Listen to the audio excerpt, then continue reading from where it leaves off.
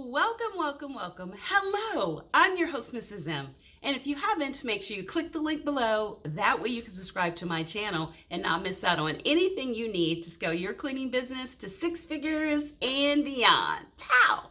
So in today's video, I'm going to talk about something I hear quite often, and that is, how do I stand out? How do I stand out? How do I stand out? How do I brand? How do I position?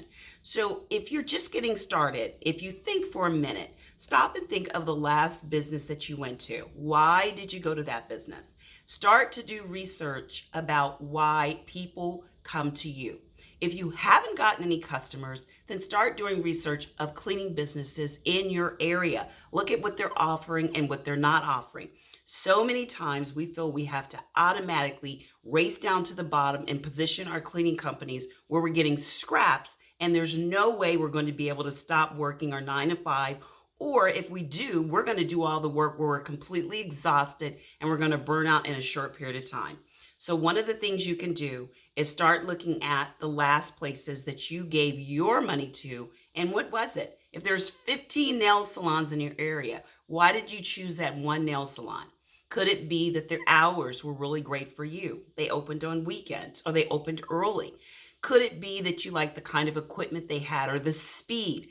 Think of what it was, great customer service, and implement that immediately. If you're tired of working for a little bit of money, going and racing down to the bottom, if you're offering your services for $100, someone else is going to offer their services for $95, and someone else is going to offer it for $90. Before you know it, you're not going to be able to even pay yourself, let alone cover any of your equipment and supplies. And that definitely is not a formula for being able to scale. And I always like to talk about starting and scaling and then selling.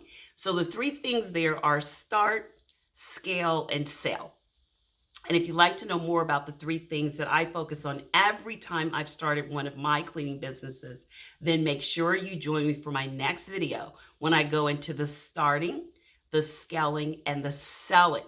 They're all 3 really, really important, and you want to always do one thing: start with the end in mind. When you start with the end in mind, you know exactly where you're looking at growing and going. So until next time, be safe. If you're interested in any of our events, make sure you click to register. We have limited space. I'm so excited. We've got some interesting things going on with our master classes. Whether you're looking for government or commercial, make sure you click to register. And until next time, be safe and take care. Bye-bye.